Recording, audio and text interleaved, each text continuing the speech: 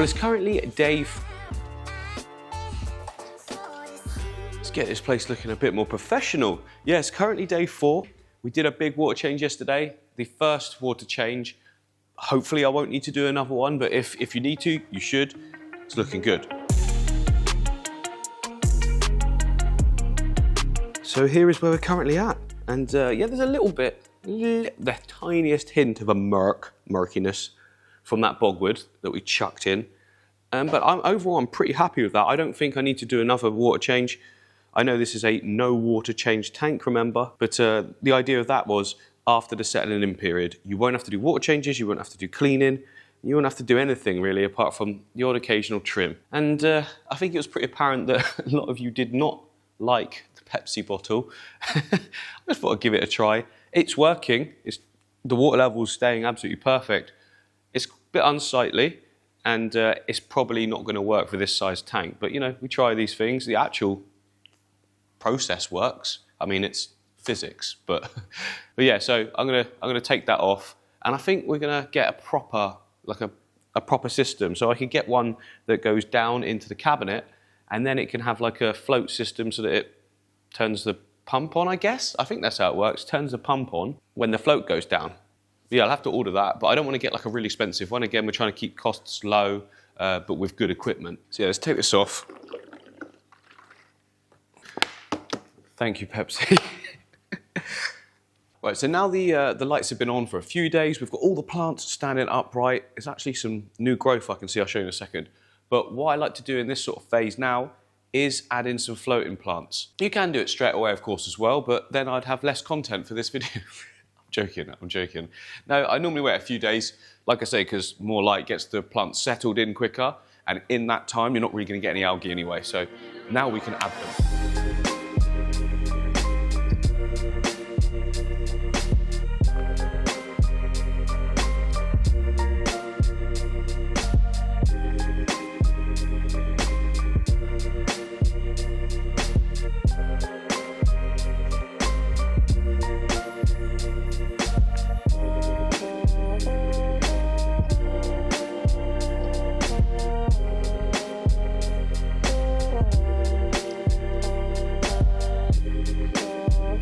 I've got a few choices in some of the tanks. So we've got red root floaters in this tank here, but for some reason in this particular tank, roots don't go too red. I think it's something to do with nitrogen levels or something, I'm not entirely sure. Then in the triple tanks, we have got mini water lettuce. Now this one is absolutely brilliant at absorbing nutrients, it's so fast. And in the tank next door, we've got a carpet of duckweed. Like a couple of pieces got in here, and that is now the result. It gives a very greeny look, sort of dark greeny look to the tank. It's quite cool, but I need to fish some of that out. Fish it out. And then there's just mini water lettuce in here as well with the barbs. I'm going for it. Calm down, calm down. And then up here in the red tank, we've also got some insanely good looking red root floaters. But there's duckweed in there. I don't want to put those in. Although I know it does well under those lights, the red root floater. So maybe I'll just take a mixture. Yeah, that's a good idea. I'll take some of the mini water lettuce from this tank and then some of the not so red root floaters from this one, and then just see which ones do really well. I know the mini water lettuce will, but it's whether or not these go like nice and red. It doesn't matter if they don't, they still do the job well. Now obviously the flow is over at that end, so it is all going to get pushed down to this side, but it doesn't matter. And we don't actually have to keep these in here forever. Like after a period of time with the tank settling in, you can sort of reduce it in numbers. Till eventually, if you don't want any, you don't have to have them at all, because there'll be so much plant life underwater that there won't be any chance for algae to take hold. But for now, yeah, we should probably not have them just sat in the front like that. Looks a bit silly, but they're going to go where they want. And there we go. That's really all there is to update for today. It's just a waiting game now, letting everything grow in. Right, we're at day 5 now, as you can see. Looking pretty darn clear. No real changes from yesterday, apart from the fact that it's got a little bit more clear again. We are getting some growth now on the plants already, so that limnophilia, you can see all the top parts are really bright. That's all new growth. Same with the Pogostemon erectus, and there's all new sort of shoots on the top of the Rotala hra. It's green at the moment. It does stay green for a while until it gets nearer the light, and after a few trimmings, it then sort of, I don't know, it changes itself and it starts to become a lot more red. But yeah, nothing really else to sort of comment on. Quite a few of you though have been asking about the saltwater tank and what's going on with that. I haven't updated it in a while. Well, yeah, it's all good. I've just mixed up some fresh batch of salt water. I feel like it needs a water change. Just check the salinity, and it's all correct, ready to go in. But before I swap out the water, I think it will be a good idea to do a scrape down of the glass and that kind of thing. So the fish themselves look doing fantastic. And look at the size of that macroalgae. Now, the reason I'm doing a water change is because, as you can see, for some reason, the corals, this mushroom here, is clamped right up, and so has the Duncan, and so has one of the anemones at the back. Remember, they split into two. The original one sort of wandered off around the tank. I feel like we just need to do a water change. Levels have always read good in terms of, like, you know, ammonia and things like that, things that could be harmful, but nice fresh batch of water, that should sort things right out. And in case you're thinking I'm sat around just waiting for plants to grow, I'm not. I'm building another tank. So this is going to be the Danio river tank. It's just ready for planting now. Everything's glued down. It's looking so good. I'm really pleased with how it's turned out. Yeah, I think I said to you guys in the last video, I really want a home for these Danios. So that's what I'm creating there. It should look epic. I'm going to try and stick to one plant type only in the top as well. Wish me luck with that.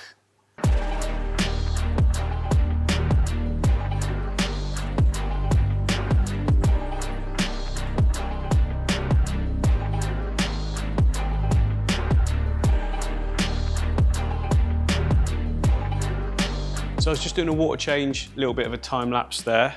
And after I'd finished, I was cleaning up a bit of the surface and noticed something very cool. Look at that lot in there. They've had an absolute ton of babies. There's even more that you can see. They're just tucked in down there a little bit deeper than the camera's allowing, because they were all up in this middle section. And I got very excited because, to be honest, they're the biggest I've ever seen free swimming babies. They've never got to this sort of size before without being killed off. So hopefully we can get really lucky here and lots of them survive. The good news is that chunks tends to always be on this side of the tank. So I think over there, where the Aquaria and that are hiding, I think they might be okay as long as they stay over there.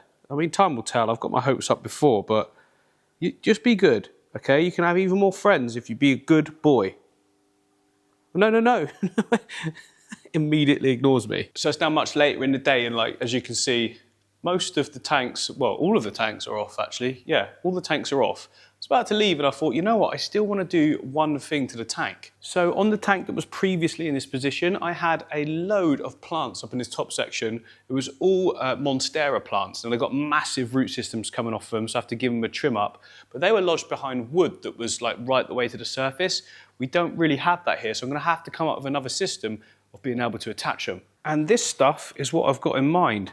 I'm thinking undo it, obviously straighten it out, fold it back on itself, twist it all so it becomes thicker and more rigid, fold it over and make sort of like a U hook that can go on the rim of the aquarium, and then I can attach the plants to that hook using Velcro strips.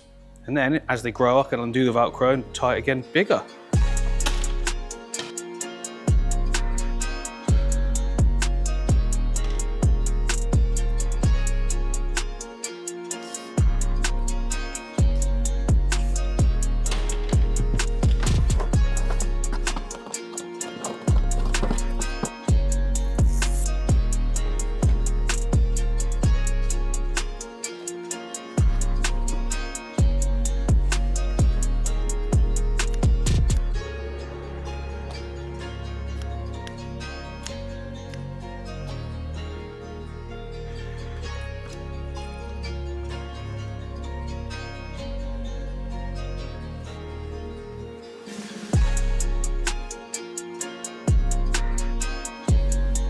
Oh, well, guys, I cannot tell you how glad I am that worked, because I miss having the big monstera in this section. Every time I've come in, it's just looked so bland there because I'm used to this big explosion of green, and I was like, oh, got so used to it.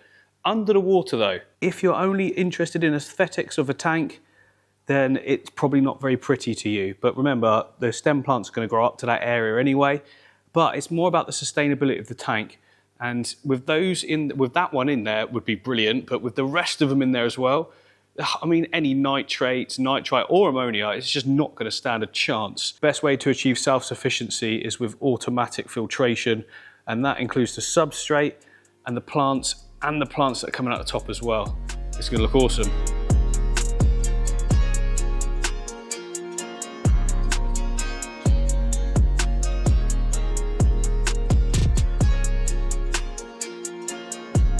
Oh yes, the show just got a lot better. Absolutely love that. It feels like it's back how it should be again, you know? It's a bit dark in here, but you get the idea. It's like a full-on rainforest creaky thing now.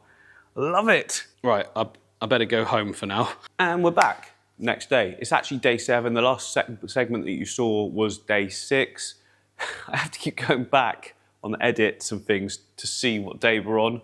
I should have just remembered. I'm going to write on the calendar when day 1 was, and then it should be easier. But yeah, it's day 7, and putting in the plants yesterday has affected the tank a little bit. You might be able to tell on screen, I'm not entirely sure, but there's a slight sort of misting going on now. And I don't think it's any tannins from the bogwood. I think what it is those plants had all their root systems in established aquariums, and I think they just got covered in beneficial bacteria. And once I put them into this one, which has no food source currently, like there's no ammonia, there's no nitrate really. Well, in fact, let me just test. There we go, look, test done. It's basically saying to us, there is nothing in the water in terms of food sources for any beneficial bacteria. So we can change that though. We can definitely sort that out right now. And I'm not talking about fish. So this tank here is overfed deliberately. And this is why it's deliberately overfed, so that we get tons of snails producing. Now, snails tend to get a bad rep in the fish keeping world, but I absolutely love them. And one of the problems that people seem to have with them, or one of the main problems anyway, is that they overproduce. Now, this is the only tank, actually I also do it with the tank next door, the rainbow fish one, but not to the same extent. This is the only tank in all of the studio that has got like an overpopulation of snails. And why does that happen? Because we overfeed the tank. So like snail population is completely proportionate to the amount of food that they're getting. Like if there isn't enough food, the population sustains itself, and I guess the fastest snails get the food. Now the reason I overproduce in this one is just for the reasons like this, where I can come along, grab a load and then populate another tank. Now if the problems people have with snails is true, then wouldn't all of the tanks be overrun with snails? But they're not. And they also add a ton of other benefits as well. I mean, they're going around, they're collecting up any waste food, but they'll also munch on pretty much anything. So yeah, I just think they're fantastic. And I think they're a key reason and why a lot of my tanks do really well as an ecosystem. So here we go then, the first life going in to the aquarium. Quite a few snails there, but it is a big tank. Down you go. Slow motion. And they'll just sort of huddle around for a little bit and then spread across the whole aquarium. And what they're going to do that's really good is they're just going to pick out any sort of dead leaves or anything that's not converting well to being underwater that wasn't underwater before. Like that there, which is a bit of muck from the roots of the monstera. They'll eat that. In and amongst that glossostigma there's the odd browny looking patch.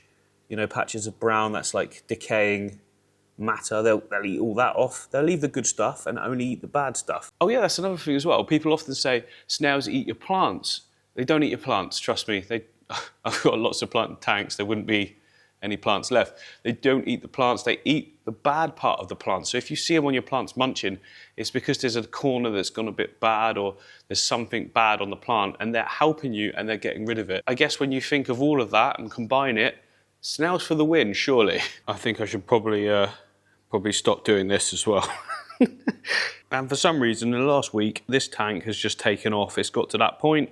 It needs hacking back again. We can't have like this nice, pristine style experiment going on next door and have something looking so rough. Well, beautifully rough, but you got to tame it or it just goes nuts.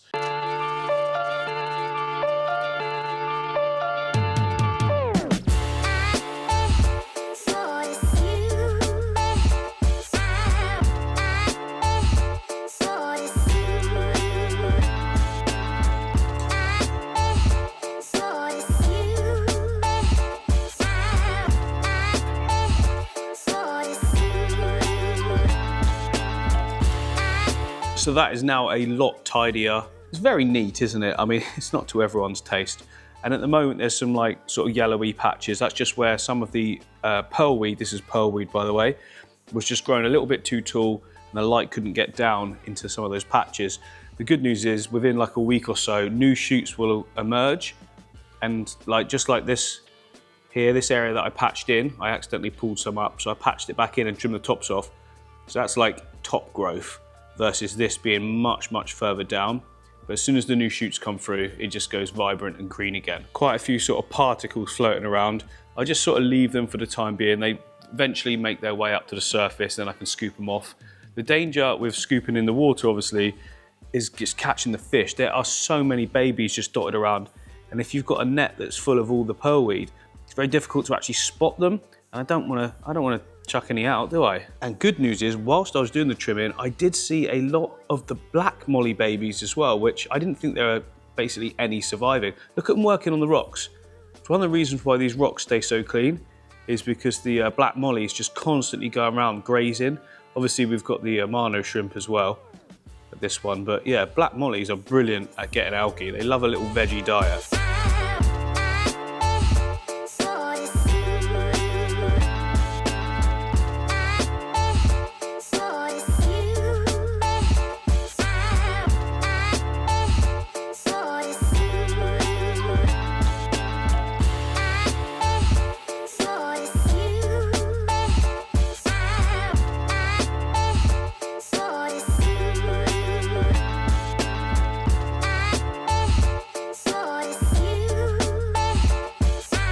Now, quite often, a lot of you will see that when I set up tanks, I put fish in like straight away. It's usually different to this. And that's usually because I've got way more plants. I'm very experienced in doing it, and I've got test kits available that I use very regularly when I first do that. It's called a fish in cycle. But the whole point of this was to sort of, hopefully some people see it who want to have a go at fish keeping. You know, are they really going to test their water? And after putting fish in straight away, are they going to have tons of plants? So I just thought, leave that out for this one. You can do fish in cycles, and I've done them for years and years with no problems at all. Bit of beneficial bacteria. You know, you come in the next day, test the water. Any signs of like ammonia, nitrite, then I just whip the water down and back up again. And I would keep doing that until I wasn't getting that increase of ammonia or nitrite. I mean, as it happens, this one isn't showing it at all, but then there's not been any fish in there producing waste. So that kind of makes sense. But the fact that all of the test strips showed there was nothing in the water, it makes me really happy that all of the nutrients and everything that's underneath of the substrate, including any organic matter that might have been breaking down, which again will produce ammonia and, you know, other potential nasties and sciencey stuff. Well, none of that's going in the water, so we're all good. Now, of course, it is day 7, which means it's been a week since the setup. And if you remember, I said, like any hobbyist, after about a week of setting up your tank, you want to go and get some more plants. So let's pick a couple. That's the sort of thing you do. Go and get a couple of pots. Saying that, the limnophila there, look, is growing loads. There's a good 1.5 to 2 inches and massive vibrancy to the new shoots that's coming off the top. And the Ludwigia palustrous red, look, top of the tips, they're red. That's all the new growth, so everything's working well. So there's a couple that I want to get out of here, my shop, and that is this one here, Hygrophila lancea, and then one on this side, which is Rotala wallichi, which I've accidentally left the sleeve on. Not to worry. So Hygrophila lancea is more of a mid-ground plant, and it goes a little bit of a different colour to this when it's under the water, but it's just another cool texture to have in some spots where we haven't got any plants at the moment. And then Rotala wallichi is a very fine-leaved plant, even finer than what you're seeing here. It's completely different when it's converted to its underwater style of growth, but that'll be another good one. Fast-growing stems again. So there's our 2 plants for this week.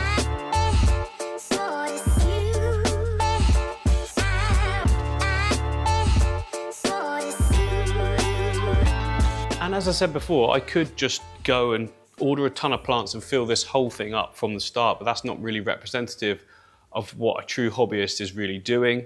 I mean, you guys that have been doing it for quite a long time, yeah, you would probably do that, wouldn't you? You know that you can grow plants and you don't mind investing like over 100 quid or whatever, a good amount of money in plants straight away because you know you can get them to grow. But for most people when they're trying it out, like the thought of that is a little bit scary. So yeah, I'm just trying to sort of simulate it. It's not really about like affordability, it's more about judgment in your abilities when you start, if you know what I mean. Because I can quite happily just go and get £200 worth of plants and know that they're all gonna, not all of them, but most of them will survive. So every week or so, I'll allow another plant if it's needed. I mean, there's a couple more I've got in mind actually.